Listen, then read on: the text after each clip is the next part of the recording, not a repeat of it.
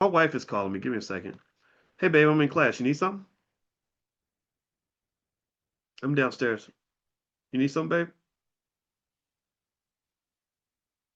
Is that a problem?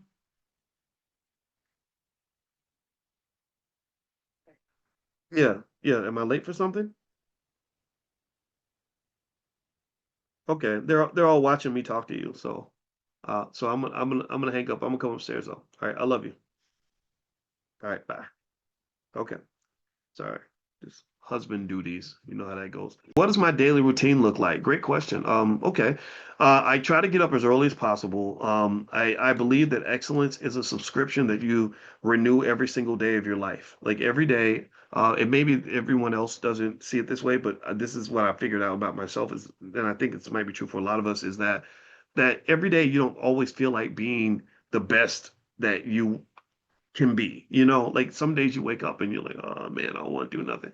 And so what I realized is I learned a long time ago in undergrad about psychological triggers. Like you can trigger yourself into a certain mode. So basically, by reminding yourself of who you are each day, that has to be, I think, a ritual and a process. So what I try to do each morning is I remind myself, who is Boyce Watkins and who's Boyce choosing to be?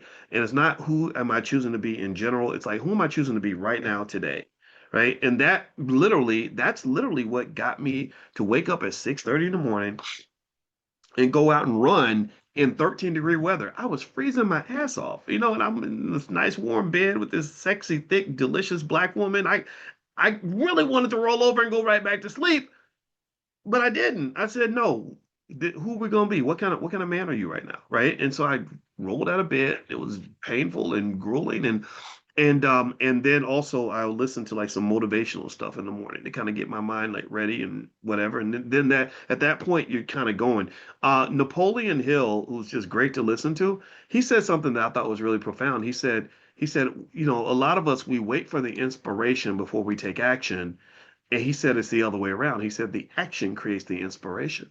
Right. So sometimes, you gotta fake it a little bit till you make it. Like you gotta, like you may not feel like the person who wants to get up and go to the gym, but sometimes you gotta spend a few minutes pretending to be that person. And then eventually when you're on your way to the gym and you're in there and you're lifting weights or running or whatever, you start to feel the energy at that point because you're forming habits. Right. So a lot of my the discussion about wealth in my book, The 10 Commandments of Black Economic Power, was all about habit formation. So ultimately, habit formation, I find, comes with action and repetition. So if your habits don't align with the person that you want to be, then you have to spend maybe about 30 days pretending to be that person. And then you form new habits that will create a new comfort zone. Like I was not in the habit of being the guy who would go out and run 3 miles in 13-degree weather by any stretch. But because I've done it so much, I don't feel comfortable not doing that. You know what I mean? So ultimately, habit formation, I would encourage you to embrace that. So basically, my routine is it starts with the fitness and all that, and then I jump in here and get ready to talk to you guys.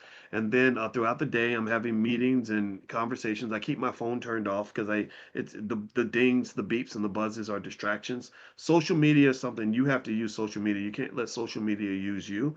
And I try to spend more of my life being proactive instead of reactive. That means I like to have some control over my environment rather than having my environment distracting me and pulling me in this direction, that direction. Because what can happen is if you're letting every little thing distract you, then you'll be exhausted and you'll look back and feel like you got nothing done.